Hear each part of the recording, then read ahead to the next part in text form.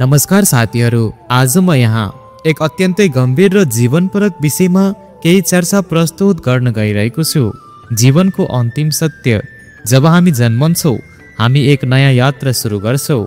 यो यात्रा आनन्द, उत्साह, सफलता, असफलता, प्रेम, पीडा र सङ्घर्षले भरिपूर्ण हुन्छ।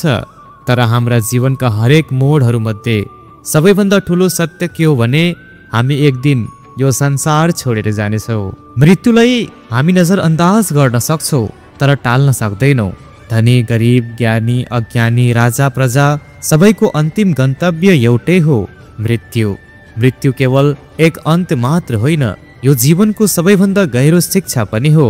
यसले हामीलाई समयको मूल्य सिकाउँछ, हामीलाई अहङ्कार त्याग्न बाध्य बनाउँछ र हामीलाई वर्तमान क्षणलाई पूर्ण रूपमा बाँच्न पनि सिकाउँछ। साथीहरू, के हामी जीवनलाई बुझ्न सकेका छौँ? हामी मध्ये धेरैजसो मानिसहरू जीवनको व्यवस्थामा यति अल्झिएका छन् कि हामी जीवनलाई पूर्ण रूपमा जिउनै बिर्सेका छौँ। हामी धन, प्रसिद्धि र पदको पछाडि दौडिन्छौँ तर अन्तिममा यी सबै सँगै लिएर जान सक्दैनौँ। हामीले आफ्ना प्रियजनहरूसँग बिताएको समय, हाम्रो दयालुता, हाम्रो प्रेम, हाम्रो मित्रता साँचो अर्थमा हाम्रो सम्पत्ति हो। दर्शकबिन, हामी प्राय अहङ्कारको भ्रममा बाँच्छौँ। म ठुलो छु, म शक्तिशाली छु, म अमर छु। तर जब मृत्यु आउँछ, हामीलाई यो सबै व्यर्थ लाग्छ। मृत्यु अघि राजा भिखारी बीच कुनै भिन्नता हुँदैन। जीवनमा अहङ्कार राख्नु भनेको समुद्रमा बालुवाको घर बनाउनु जस्तै हो, एक दिन त्यो ढल्छ नै। यदि हामीलाई थाहा छ कि जीवन एक दिन समाप्त हुन्छ त यसको सही उपयोग कसरी गर्ने? साथीहरू, जीवनलाई सार्थक बनाउन केही महत्त्वपूर्ण कुराहरू म तपाईहरूलाई बताउन गइरहेको छु। तपाईहरू ध्यानपूर्वक सुन्नुहोला साथीहरू, र आफ्नो जीवनमा पक्कै पनि लागू गर्नुहोला। तपाईँको जीवन धन्य हुनेछ। प्रेम र करुणा फैलाऊ। जीवनमा सबैभन्दा महत्त्वपूर्ण कुरा भनेकै प्रेम हो। हामी अरूलाई जति धेरै प्रेम दिन्छौँ उति नै हाम्रो जीवनको मूल्य बढ्छ। करुणा, दया र सहयोगले हाम्रो जीवन मात्र होइन, अरूको जीवन पनि सुन्दर बनाउँछ। त्यसैले जीवनमा हमेसा प्रेम र करुणा फैलाउँदै जाउँ। स्वार्थी नभई परोपकारी बनौँ। मानिस आफ्नो स्वार्थका लागि दौड्छ तर अन्ततः आफ्नो कामले मात्र सम्झना रहन्छ।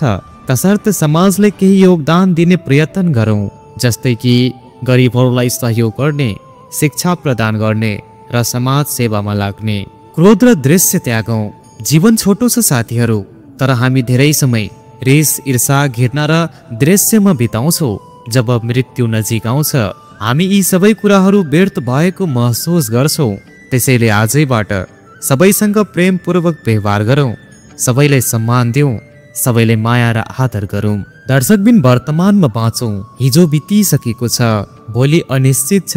तर हामी मध्ये धेरैजसो मानिसहरू भविष्यको चिन्तामा वा विगतको पश्चातापमा जिउँछौँ। साँचो सुख भनेको वर्तमानलाई पूर्ण रूपमा जिउनु हो।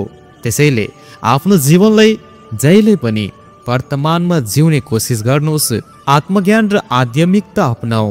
अन्ततः हामी को हौँ, हामी कहाँबाट आएका हौँ र हामी कहाँ जानेछौँ, यी प्रश्नहरूको उत्तर खोज्नु नै साँचो जीवन हो।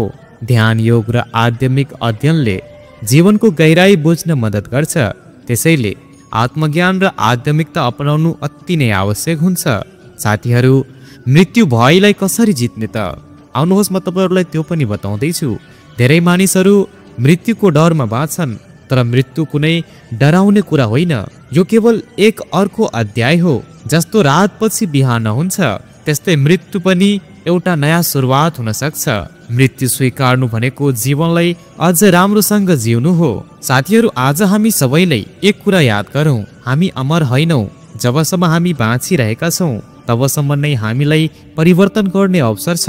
जीवनलाई सही तरिकाले जिउनु भनेको मृत्युको भयबाट मुक्त हुनु हो।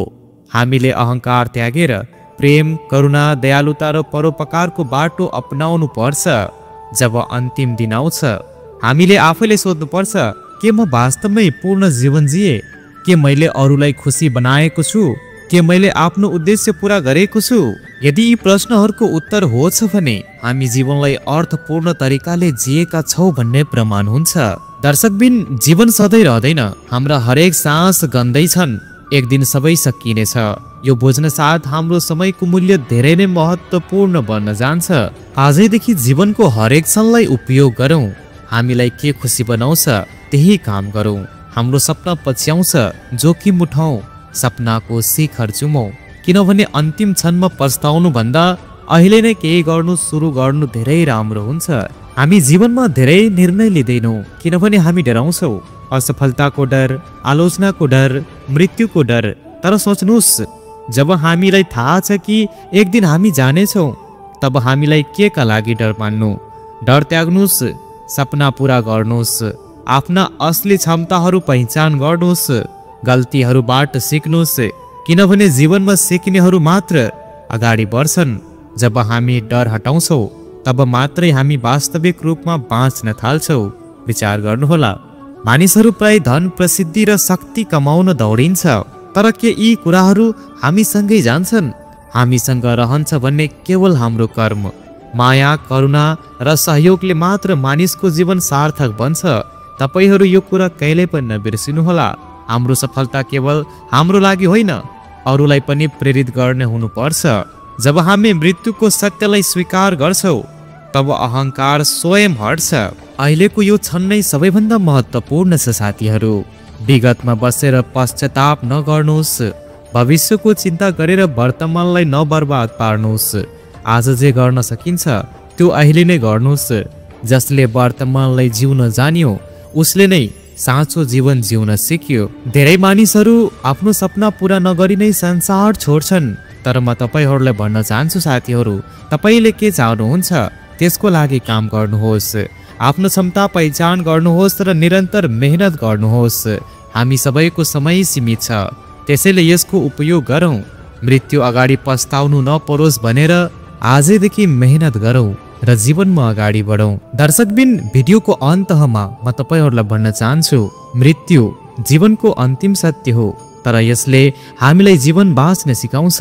जीवन छोटो छ, तर हामी यसलाई बृहत बनाउन सक्छौँ। मृत्युलाई डराएर होइन, जीवनलाई स्वीकार गरेर बाँचौँ। अहङ्कार, घृणा र डर त्यागौँ। माया, करुणा र सकारात्मकता फैलाउँ। हाम्रो जीवनले अरूलाई प्रेरित गर्ने बनाऊ। जब अन्तिम घडी आउँछ हामी मुस्कुराएर भन्न सकौँ, म पूर्ण जीवन जिए। त साथीहरू, मलाई आशा छ कि आजको यो छोटो भिडियो तपाईहरूलाई निकै नै मन परेको होला। र साथीहरू, आजको यस भिडियोबाट तपाईहरू धेरै सिकहरू पनि सिक्नु भएको होला। त साथीहरू, आजको यो भिडियो तपाईहरूलाई कस्तो लाग्यो आफ्नो कमेन्ट बक्समा गएर मलाई कमेन्ट गरेर अवश्य नै भन्नुहोला साथीहरू। र भिडियोमा अहिलेसम्म बनेर बस्नु भएको छ र भिडियोलाई अहिलेसम्म लाइक र च्यानललाई सब्सक्राइब गर्नुभएको छैन भने भिडियोलाई लाइक गर्नुहोस् र च्यानललाई सब्सक्राइब गरी मसँग जोडेर बस्नुहोस् यस्तै भिडियोज कथाहरू देख्न र सुन्नको लागि। हस्त साथी, आजको यस छोटो भिडियोबाट म तपाईहरूसँग बिदा लिँदैछु। मिल्छु अर्को दिन एउटा नयाँ भिडियो लिएर, एउटा नयाँ मोटिभेसनल कथा लिएर। धन्यवाद।